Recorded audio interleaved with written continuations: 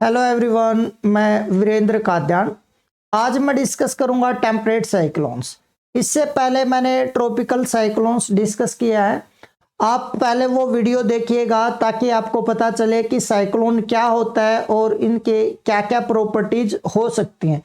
जो temperate cyclones हैं, generally ये वो साइक्लोन्स हैं जो ट्रॉपिकल एरियाज से बाहर के एरियाज में डेवलप होते हैं, इसलिए इनको एक्स्ट्रा ट्रॉपिकल साइक्लोन्स भी कहा जाता है।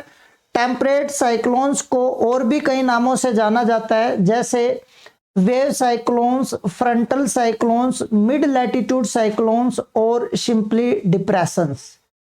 ये जो टेम्परेट साइक्लोन्स हैं, क्योंकि ये टेम्परेट रीजन में डेवलप होते हैं, मींस ये 35 टू 65 डिग्री लैटिट्यूड्स के जो एरियाज हैं दोनों हेमिस्फीयर्स में, इनमें डेवलप होते हैं।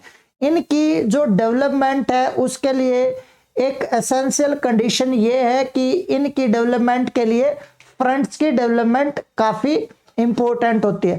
फ्रंट्स क्या होते हैं ये भी मैंने ऑलरेडी वीडियो अपलोड कर रखा है, आप लोग उसको भी देखिएगा। डिटेल में मैंने फ्रंट्स की वीडियो डाल रखी है। फ्रंट्स क्या है, कितने टाइप के होते हैं और उनकी जो प्रॉपर्टीज हैं वो क्या होती हैं, ये सारी चीजें ऑलरेडी एक्सप्लेन्ड है। एक बार उस वीडियो को भी प्लीज आप देख लीजिएगा, तब आपको टेम्परेट साइक्लोन्स की एक एक चीज, एक एक फीचर आपको समझ में आ जाएगा। जो टेम्परेट साइक्लोन्स हैं, इनकी डेवलपमेंट के लिए फ्रंट फॉर्मेशन एसेंशियल है, जरूरी है। और जो फ्रंट की डेवलपमेंट का जो प्रोसेस होता है उसको बोला जाता है फ्रंटोजेनेसिस। इसका मतलब है कि टेम्परेट साइक्लोन्स की डेवलपमेंट के लिए फ्रंटोजेनेसिस इंपॉर्टेंट है। और जब फ्रंट्स खत्म हो जाते हैं, जब डेथ होती है फ्रंट्स की, तो उस प्रोसेस को बोला जाता है फ्रंटोलाइसिस। इसका मतलब है जो टेम्परेट साइक्लोन्स हैं, इनकी डेवलपमेंट के लिए, इनकी बिगिनिंग के लिए फ्रंटोजेनेसिस और इनकी डेथ के लिए, इनकी टर्मिनेशन के लिए फ्रंटोलाइसिस प्रोसेस होता है। जो टेम्परेट साइक्लोन्स हैं ये लैंड पर भी और ओशन पर भी, दोनों एरियाज में, या मैं ये कह सकता हूं कि 35 टू 65 डिग्री लैटिट्यूड्स के एरियाज में कहीं पर भी ये डेवलप हो सकते हैं। आपको ये ध्यान रखना है कि दोनों एरियाज में, लैंड पार्ट पर भी और ओशंस पर भी, टेम्परेट साइक्लोन्स की डेवलपमेंट हो सकती है। क्यों? क्योंकि ट्रॉपिकल साइक्लोन में मैंने आपको बताया था कि ट्रॉपिकल साइक्लोन्स केवल और केवल ओशंस पर ही डेवलप होते हैं और मोस्टली वो ओशंस के वेस्टर्न पार्ट पर डेवलप होते हैं। जबकि टेम्परेट साइक्लोन्स के रिगार्डिंग ऐसा नहीं है, ये लैंड पर भी डेवलप हो सकते हैं, ओशन पर भी डेवलप हो सकते हैं। और एक चीज और यहाँ पर ये चीज इसलिए ध्यान रखना है क्योंकि कभी कभी आपको स्टेटमेंट दी जा सकती है कि all types of the cyclones develop always over the oceans. तो फिर आपको पता होना चाहिए कि जो साइक्लोन्स हैं वो ओशंस पर ही डेवलप होंगे या लैंड पर भी हो सकते हैं। या कभी कभी आपको यह दिया जा सकता है कि cyclones develop over the oceans only. तो फिर आपको पता होना चाहिए कि साइक्लोन का मतलब केवल और केवल ट्रॉपिकल साइक्लोन ही नहीं है। टेम्परेट साइक्लोन्स जो है ये लैंड पर भी डेवलप होते हैं, ओशन पर भी डेवलप होते हैं। इसलिए वो जो स्टेटमेंट आपको दी जाएगी कि जो साइक्लोन्स है वो केवल और केवल ओशंस पर ही डेवलप होते हैं, तो स्टेटमेंट गलत होगी। तो ये चीज आपको ध्यान रखनी है। स्टेटमेंट्स में इस टाइप के क्वेश्चंस आपको देखने को मिलेंगे। जो टेम्परेट साइक्लोन्स हैं ये डिफरेंट डिफरेंट शेप्स के हो सकते हैं, और ये शेप कैसी होगी ये डिपेंड करता है कि जो विंड की स्पीड है कितना स्ट्रोंगर है। तो आपसे किस टाइप का साइक्लोन कब डेवलप होगा, मींस किस शेप का साइक्लोन कब डेवलप होगा, इस टाइप से टेम्परेट साइक्लोन के रिगार्डिंग स्टेटमेंट या क्वेश्चन पूछे जाने की पॉसिबिलिटी नहीं है। बट फिर भी आपको ध्यान रखना है कि जो टेम्परेट साइक्लोन्स हैं ये वेरियस शेप्स के हो सकते हैं। नियर सर्कुलर शेप होगी तो इनको लॉज बोलते हैं, इलिप्टिकल शेप होगी तो डिप्रेशंस, वेज शेप होगी तो इनको ट्रफ्स भी बोला जा सकता है। जो टेम्परेट साइक्लोन्स हैं इनकी डेवलपमेंट के बाद ये एक ही जगह पर स्टेशनरी नहीं होंगे, बल्कि ये अपने जगह से मूव करेंगे। जैसे ट्रॉपिकल साइक्लोन्स के केस में मैंने ये कहा था कि जो ट्रेड विंड्स हैं उनके इन्फ्लुएंस में ट्रॉपिकल साइक्लोन्स वेस्टवर्ड मूव करते हैं, उसी टाइप से वेस्टलीज की हेल्प से टेम्परेट साइक्लोन्स ईस्टवर्ड मूव करेंगे। टेम्परेट रीजन में जो साइक्लोन्स डेवलप होते हैं वो केवल और केवल एक ही मैकेनिज्म या एक ही प्रोसेस से डेवलप नहीं होते हैं, बल्कि अलग अलग नेचर के अलग अलग टाइप के साइक्लोन्स अलग अलग प्रोसेसेस से डेवलप होते हैं। तो उन प्रोसेसेस के वेरिएशन या उन प्रोसेसेस में जो डिफरेंस है उसके बेस पर टेम्परेट साइक्लोन्स को अलग अलग टाइप में अलग अलग कैटेगरीज में डिवाइड किया जा सकता है। पर जो टेम्परेट रीजन में मिड लैटिट्यूड्स में जो साइक्लोन्स डेवलप होते हैं मेनली वो temperate cyclones two different air masses के कन्वर्जेंस के कारण ही डेवलप होते हैं। मैंने क्या बोला है, मैंने ये कहा कि मेनली दो कॉन्ट्रास्टिंग प्रॉपर्टीज की एयर मासेज की कन्वर्जेंस के कारण ही टेम्परेट रीजन में साइक्लोन डेवलप होते हैं, पर कुछ और साइक्लोन्स भी हो सकते हैं जो डिफरेंट प्रोसेसेस से डेवलप होते हैं। इसलिए टेम्परेट रीजन में जो साइक्लोन्स डेवलप होते हैं वो मेजरली 3 टाइप्स के होते हैं। डायनेमिक साइक्लोन में जो लो प्रेशर की डेवलपमेंट होगी वो डायनेमिक फैक्टर्स के कारण होगी, मींस अर्थ के रोटेशन के कारण, सेंट्रीफ्यूगल फोर्स या कोरियोलिस फोर्स के कारण किसी एरिया पर लो प्रेशर डेवलप होगा और कॉन्ट्रास्टिंग प्रॉपर्टीज की एयर मासेज कन्वर्ज करेंगी, फ्रंट की डेवलपमेंट होगी और उस लो प्रेशर सेंटर के चारों तरफ एयर सर्कुलेट करेगी, उसको बोलते हैं डायनेमिक साइक्लोन। मेनली जो टेम्परेट साइक्लोन्स होते हैं वो डायनेमिक साइक्लोन्स ही होते हैं। थर्मल साइक्लोन्स वो साइक्लोन है जो किसी पर्टिकुलर एरिया पर हाई टेम्परेचर के कारण सराउंडिंग के कंपैरिजन में किसी एरिया पर टेम्परेचर रिलेटिवली हायर होगा, कॉन्सिक्वेंटली लो एयर प्रेशर की डेवलपमेंट होगी और साइक्लोन की डेवलपमेंट होगी। उन साइक्लोन्स को थर्मल साइक्लोन्स बोलते हैं। ये साइक्लोन्स जनरली विंटर सीजन में उस ओशनिक पार्ट पर, उस सी पर डेवलप होंगे जिसके चारों तरफ लैंड मास होगी, मींस चारों तरफ जो टेम्परेचर होगा विंटर सीजन में लैंड मास पर वो कम होगा और ओशन पर रिलेटिवली हायर टेम्परेचर होगा और उसके कारण ओशन पर लो प्रेशर डेवलप होगा और एयर की सराउंडिंग एरिया से अट्रैक्शन होगी, साइक्लोन डेवलप हो जाएगा। या समर सीजन में कोई लैंड पार्ट होगा उसके अराउंड ओशन होगा तो उस लैंड पार्ट पर हीटिंग होगी, लो प्रेशर डेवलप हो जाएगा। तो जिस भी एरिया पर मिड लैटिट्यूड में टेम्परेचर हाई और कॉन्सिक्वेंटली लो एयर प्रेशर के कारण साइक्लोन डेवलप होगा उनको थर्मल साइक्लोन्स बोलते हैं। इन साइक्लोन्स को हम्फ्रीज ने, ध्यान दीजिएगा इस पॉइंट पर, इन साइक्लोन्स को हम्फ्रीज ने इंसोलेशन साइक्लोन भी बोला है। तो ये भी आप थोड़ा सा ध्यान रखेंगे कि इंसोलेशन साइक्लोन्स मिड लैटिट्यूड में थर्मल साइक्लोन्स ही हैं। सेकेंडरी साइक्लोन और सब साइक्लोन्स, जब किसी एरिया से कोल्ड फ्रंट या वार्म फ्रंट पास होता है तो उस एरिया पर कभी कभी साइक्लोन्स डेवलप हो जाते हैं तो उनको सब साइक्लोन्स या सेकेंडरी साइक्लोन्स बोलते हैं।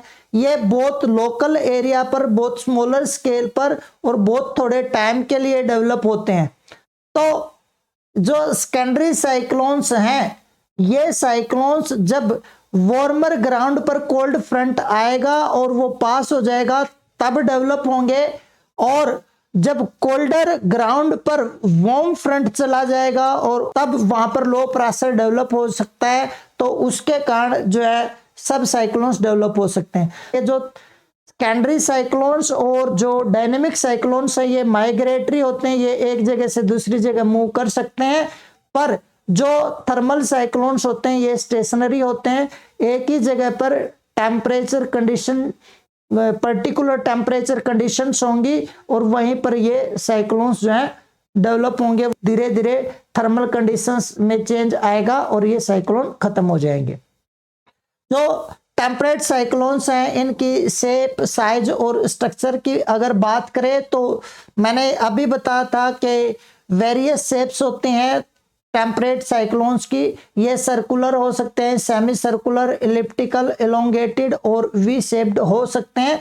और इनकी जो शेप है वो डिपेंड करेगी कि जो लो प्रेशर है वो कितना इंटेंसिव है, या लो प्रेशर सेंटर से बाहर की तरफ जाने पर जो प्रेशर ग्रेडियंट फोर्स है वो कितना स्ट्रोंगर है। जो लो प्रेशर सेंटर होगा वहां से जो पेरिफेरल पार्ट होगा वहां तक जो टेम्परेट साइक्लोन्स हैं इनके केस में जो प्रेशर ग्रेडियंट होगा, जो एयर प्रेशर का डिफरेंस होगा वो जनरली 10 to 20 मिलीबार का होता है। लो प्रेशर सेंटर जो है ये क्लोज्ड आइसोबार से सराउंडेड होगा। जिस भी एरिया में टेम्परेट साइक्लोन की डेवलपमेंट हुई है, लो प्रेशर सेंटर बना है, वहां पर जो आइसोबार्स होंगे वो क्लोज्ड आइसोबार्स होंगे। कुछ इस टाइप से होंगे, जैसे ये लो प्रेशर सेंटर है तो ये आइसोबार्स इस टाइप से क्लोज्ड आइसोबार्स आपको देखने को मिलेंगे। ये इलिप्टिकल भी हो सकते हैं, सर्कुलर भी हो सकते हैं, सेमी सर्कुलर भी हो सकते हैं। तो साइक्लोन के केस में आइसोबार्स हमेशा, चाहे ट्रॉपिकल साइक्लोन है या टेम्परेट साइक्लोन है, हमेशा क्लोज्ड आइसोबार्स ही होते हैं।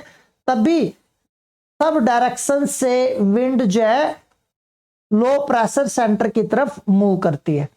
साइज की अगर बात करें तो जनरली जो टेम्परेट साइक्लोन्स हैं ये काफी लार्जर साइज के साइक्लोन्स होते हैं, और इनके जो डायमीटर है उसका जो साइज है वो 1000 किलोमीटर से 2000 किलोमीटर के बीच वेरी करता है। मोस्ट ऑफ दी साइक्लोन्स में ये डायमीटर का साइज होता है, लेकिन जो साइज है इसमें बहुत ज्यादा वेरिएशन होती है। अगर मैं साइज की बात करूं तो it may vary from 150 kilometre to 3000 kilometre. ये टेम्परेट साइक्लोन के डायमीटर की रेंज है कि ये 150 किलोमीटर से 3000 किलोमीटर तक की वेरिएशन हो सकती है। और जो लार्ज साइज साइक्लोन है ये इतना ज्यादा लार्जर हो सकता है कि इसका अगर एरियल स्प्रेड की बात करें तो इट में cover 10 lakh means 1 million square kilometre area. और ये हॉरिजॉन्टल स्प्रेड है टेम्परेट साइक्लोन का। लेकिन अगर वर्टिकल स्प्रेड की बात करें तो वर्टिकली जो टेम्परेट साइक्लोन है it may extend up to 10 to 12 kilometre. Next है स्ट्रक्चर ऑफ टेम्परेट साइक्लोन्स। अगर आपको टेम्परेट साइक्लोन का स्ट्रक्चर समझ में आ जाएगा तो आपको टेम्परेट साइक्लोन्स के टाइम पर जो वेदर कंडीशंस है उनमें किस टाइप से चेंजेस आते हैं वो भी आपको प्रॉपर्ली समझ में आ जाएंगे। स्ट्रक्चर आपको समझना है, स्ट्रक्चर सबसे ज्यादा इंपॉर्टेंट है टेम्परेट साइक्लोन में, और इसका स्ट्रक्चर आपको समझने के लिए आपका विजुअलाइजेशन काफी अच्छा होना चाहिए, आपका कॉन्सेप्ट अच्छा होना चाहिए। तो देखिए स्ट्रक्चर की अगर बात करें तो टेम्परेट साइक्लोन में 2 फ्रंट्स एंड 2 सेक्टर्स होते हैं। इनको पहले एक बार समझते हैं कि इनका मतलब क्या है। देखिए आप लोगों को मैंने ये बताया था कि जो टेम्परेट साइक्लोन है वो जनरली डेवलप होते हैं 35 डिग्री लैटिट्यूड से 65 डिग्री लैटिट्यूड के बीच के एरियाज में। ये 35 डिग्री नॉर्थ लैटिट्यूड है और ये 65 डिग्री नॉर्थ लैटिट्यूड है। इनके बीच के एरियाज में ही कहीं ना कहीं लो प्रेशर की डेवलपमेंट होगी और एक टेम्परेट साइक्लोन डेवलप होगा। अब टेम्परेट साइक्लोन की डेवलपमेंट के लिए आप लोगों को मैंने बताया था कि एक जो फ्रंट है उसकी डेवलपमेंट होना जरूरी है। जो ये लाइन है इसके इस साइड एज्यूम कर लेते हैं कि यहाँ पर कोल्ड एयर मास है और इसके साउथ की तरफ वार्म एयर मास है। और आपको इतना आइडिया है कि कोल्ड और वार्म एयर मास जब भी एक दूसरे के कांटेक्ट में आएंगे तो एक फ्रंट बनेगा।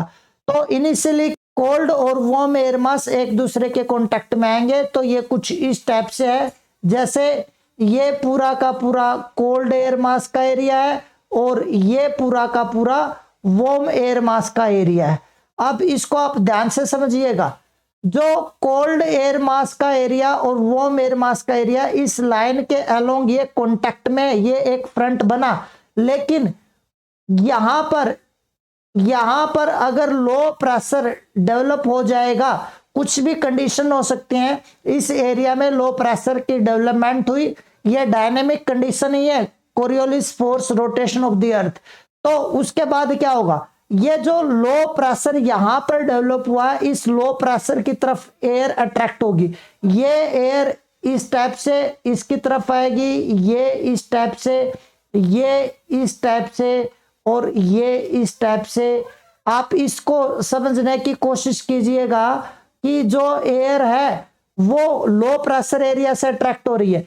इधर ये जो एयर है ये इस टाइप से, इधर इस टाइप से, और इस टाइप से, ये इधर इस टाइप से।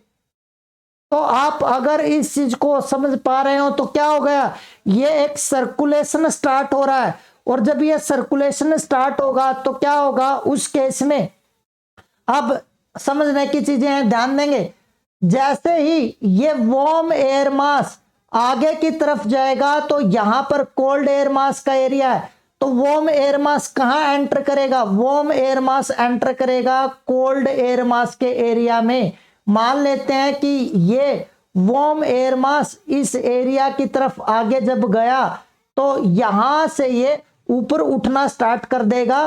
तो आप लोगों को, अगर आपने मेरी फ्रेंड्स की वीडियोज नहीं देखे हैं तो मैं रिक्वेस्ट करता हूं, एक बार फ्रेंड्स की मैंने डिटेल वीडियो बना रखी है, डिस्क्रिप्शन बॉक्स में प्लेलिस्ट मिल जाएगा, वहां पर आपको फ्रेंड्स की वीडियो मिल जाएगी, पहले उसको देखिएगा, आपको प्रॉपरली समझ में आ जाएगा टेम्परेट साइक्लोन कैसे बनता है। मैंने एयर मास और फ्रंट्स की दोनों की वीडियोस डाल रखी हैं, एक बार जरूर उसको देखिएगा, आपको गारंटी है टेम्परेट साइक्लोन समझ में आएगा।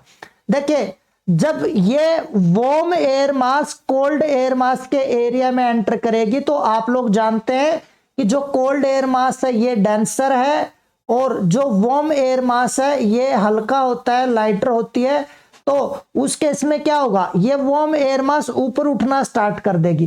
पर आप लोग फ्रंट्स को, अगर उसकी डेफिनेशन को अगर आप जानेंगे तो फ्रंट्स का मतलब होता है जब किसी पर्टिकुलर प्रॉपर्टी की एयर मास दूसरी प्रॉपर्टी की एयर मास के एरिया में एंटर करती है तो एक फ्रंट बनता है। यहां पर वार्म एयर मास एंटर कर रही है कोल्ड एयर मास के एरिया में, तो ये फ्रंट बनेगा, वार्म फ्रंट। अब ये एयर मास आगे आ रहा है, तो जब ये एयर मास आगे आएगा तो ये किस एरिया में एंटर करेगी, ये वार्म एयर मास के एरिया में एंटर करेगी। तो जब ये वार्म एयर मास के एरिया में एंटर करेगी तो यहां पर मैं मान लेता हूं कि ये इस एरिया में कोल्ड एयर मास आ चुका है, तो ये वार्म एयर मास के एरिया में अगर एंटर कर चुकी है तो ये एक फ्रंट बनेगा, और ये कौन सा फ्रंट बनेगा, ये कोल्ड फ्रंट बनेगा। जो भी एयर मास एंटर करती है दूसरी एयर मास के एरिया में, उसी एयर मास के नाम से फ्रंट बनता है। कोल्ड एयर मास एंटर की, कोल्ड फ्रंट बना, वार्म एयर मास एंटर की, वार्म फ्रंट बना। अब अगर आप इस फ्रंट को देख पा रहे हो तो ये सर्कुलेशन स्टार्ट हो चुका है, दो फ्रंट बन चुके हैं। और मैंने यही कहा था कि जो टेम्परेट साइक्लोन है इसमें दो फ्रंट होते हैं और दो सेक्टर होते हैं। अब देखिए, ये दो फ्रंट हो गए, ये कोल्ड फ्रंट, ये वार्म फ्रंट, और दो सेक्टर कौन से। अब यहां पर आप ध्यान से देखिएगा, यहां से लेकर इस पूरे एरिया में यहां तक कैसी एयर मास है, कोल्ड एयर मास, तो ये इस साइक्लोन का कोल्ड सेक्टर होगा। इस एरिया में अगर आप देखेंगे यहां से लेकर यहां तक कैसी एयर मास है, वार्म एयर मास है, तो ये वार्म सेक्टर होगा। लेकिन आपको ध्यान देना है कि जब वार्म एयर मास, जब कोल्ड एयर मास एंटर करते हैं वार्म एयर मास के एरिया में, तो कोल्ड एयर मास के ठीक सामने जो ग्राउंड होगा वो कैसा होगा, वार्मर होगा ना। और वार्मर ग्राउंड पर जब एयर आगे की तरफ आएगी तो धीरे धीरे उसका टेम्परेचर इंक्रीज करेगा, और उस एयर की जो डेंसिटी है, कोल्डर एयर मास की जो डेंसिटी है वो क्या करेगी, डिक्रीज करेगी। इसका मतलब कोल्डर एयर मास धीरे धीरे हल्का हो रहा है। तो जब कोई भी एयर मास की डेंसिटी कम हो जाएगी तो वो तेजी से आगे मूव करेगी, हल्की एयर तेजी से मूव करेगी, भारी एयर धीरे धीरे मूव करेगी। तो ये एयर हल्की होती जा रही है तो ये तेजी से आगे बढ़ेगी। वार्म एयर मास एंटर कर रहा है कहां पर, कोल्ड एयर मास के एरिया में, तो धीरे धीरे इस वार्म एयर का टेम्परेचर क्या होगा, कम होगा, धीरे धीरे इसकी डेंसिटी बढ़ेगी, तो ये एयर मास की आगे बढ़ने की जो स्पीड होगी वो कम होगी। क्यों? क्योंकि कोल्डर एयर मास डेंसर है, उसको ये पुश नहीं कर सकती, उसको बैकवर्ड पुश नहीं कर सकती, तो इसलिए धीरे धीरे जब ये कोल्ड एयर मास के एरिया में जाएगी ये भी ठंडी हो जाएगी और भारी होती जाएगी, इसलिए इसकी स्पीड कम होती चली जाएगी। इसलिए क्या होता है, ये जो कोल्ड एयर मास है ना धीरे धीरे वार्म हो रही है, इसलिए क्या होगा, ये जो कोल्ड फ्रंट ना ये तेजी से आगे बढ़ेगा। जैसे 5 दिन बाद मान लेते हैं कि ये कोल्ड फ्रंट यहां आ गया, इसको ध्यान से समझिएगा। 5 डेज आफ्टर ये कोल्ड फ्रंट यहां पर आ गया और ये क्योंकि तेजी से आगे बढ़ा है ये फ्रंट, लेकिन 5 डेज आफ्टर ये वार्म फ्रंट बहुत धीरे धीरे आगे बढ़ेगा, तो ये केवल और केवल वार्म फ्रंट अगर आप देखें तो ये यहां पर ही जा पाएगा 5 डेज बाद। इस चीज को आप समझिए, ये कम आगे बढ़ रहा है लेकिन ये कोल्ड फ्रंट ज्यादा तेजी से आगे बढ़ रहा है। फिर फर्दर मैं मान लेता हूं कि 5 डेज बाद ये कोल्ड फ्रंट यहां आ जाएगा यहां पर, लेकिन ये उस टाइम पर जब कोल्ड फ्रंट यहां आएगा तो जो वार्म फ्रंट है हो सकता है ये बिल्कुल थोड़ा सा ही आगे बढ़ पाया हो यहां तक, तो एक टाइम आएगा कि कोल्ड फ्रंट वार्म फ्रंट को इस टाइप से आगे बढ़ते बढ़ते वार्म फ्रंट को कोल्ड फ्रंट क्या कर लेगा, ओवरलैप कर जाएगा, मींस पूरे ग्राउंड पर क्या हो जाएगा, कोल्ड एयर मास होगा। तो जब ये पूरे ग्राउंड पर कोल्ड एयर मास होगा तो उसके ऊपर वार्म एयर मास होगा, तो उस केस में क्या होगा, यहां पर ये जो लो प्रेशर बना था ना, ये जब ये पूरे एरिया में कोल्ड एयर मास होगा तो इस लो प्रेशर पर धीरे धीरे कोल्ड एयर मास आएगा और ये लो प्रेशर खत्म हो जाएगा, हाई प्रेशर में कन्वर्ट हो जाएगा और साइक्लोन की डेथ हो जाएगी। साउथ वेस्टर्न एंड जो साउथ ईस्टर्न पार्ट है ये वार्म सेक्टर है, नॉर्थ वेस्टर्न और नॉर्थ ईस्टर्न पार्ट जो है कोल्ड सेक्टर है। तो इस टाइप से एक वेल डेवलप्ड ट्रॉपिकल साइक्लोन में क्या होगा, कोल्ड सेक्टर और वार्म सेक्टर दो सेक्टर होंगे, इसी टाइप से दो फ्रंट्स होंगे। तो अगर टेम्परेट साइक्लोन के स्ट्रक्चर की बात करें तो इसमें 2 फ्रंट्स एंड 2 सेक्टर्स होंगे। अब इन फ्रंट्स और सेक्टर्स के कुछ फीचर्स हैं, इनकी बात कर लेते हैं। जैसे अगर फ्रंट की बात करें तो एक कोल्ड फ्रंट एक वार्म फ्रंट।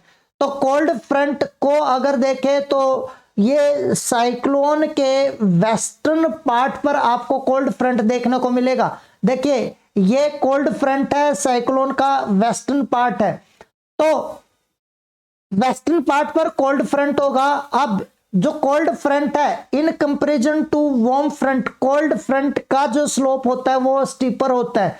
तो ये यहां पर कॉन्टैक्ट जोन आप देख रहे होंगे, ये है कोल्ड एयर मास और वार्म एयर मास के बीच की कॉन्टैक्ट जोन। तो ये जो कॉन्टैक्ट जोन है ये स्लोप ऑफ द फ्रंट है, ये इसके नीचे कोल्ड एयर मास है और इसके इधर पूरी की पूरी वार्म एयर मास है। जब ये कोल्ड एयर मास इस टाइप से आगे की तरफ मूव करेगी तो जो वार्मर एयर मास है ये मॉइस्ट एंड लाइटर होती है, इसलिए ये ऊपर उठेगी। और ये जब जो डेंसर कोल्डर एयर मास से जब ये तेजी से आगे जाएगी तो क्या होगा, ग्राउंड पर फ्रिक्शन होगा, इसलिए ग्राउंड पर इसकी मूवमेंट कम होगी, लेकिन इसके ऊपर ग्राउंड से कुछ ऊपर इसकी मूवमेंट ज्यादा होगी। पर ये डेंसर एयर मास है इसलिए कोल्ड फ्रंट का जो स्लोप है वो स्टीपर होता है, और ये जो स्लोप होता है इसका वैल्यू 1:50 से लेकर 1:100 होता है। इसका मतलब क्या है, इसका मतलब है यहां पर हम मीटर भी कंसीडर कर सकते हैं, किलोमीटर भी। इसका मतलब यह है कि अगर मैं इस फ्रंट के फ्रंटल पार्ट से यहां से अगर 50 या 100 किलोमीटर इस डायरेक्शन में मूव करूं तो ये जो हाइट होगी ग्राउंड से इस स्लोप की ये 1 किलोमीटर होगी। ये कोल्ड फ्रंट में स्लोप की वैल्यू है, आपको ध्यान रखना है। और जो कोल्ड फ्रंट है इसके जो मोमेंट है, फॉरवर्ड मोमेंट है, ये फास्टर होते हैं, वो मैं बता चुका हूं, क्योंकि कॉन्टिन्यूसली जो वार्मर ग्राउंड है उस पर एयर की डेंसिटी कम होगी, तो एयर हल्की होगी, डेंसिटी कम होने से तो एयर जो है तेजी से आगे मूव करेगी।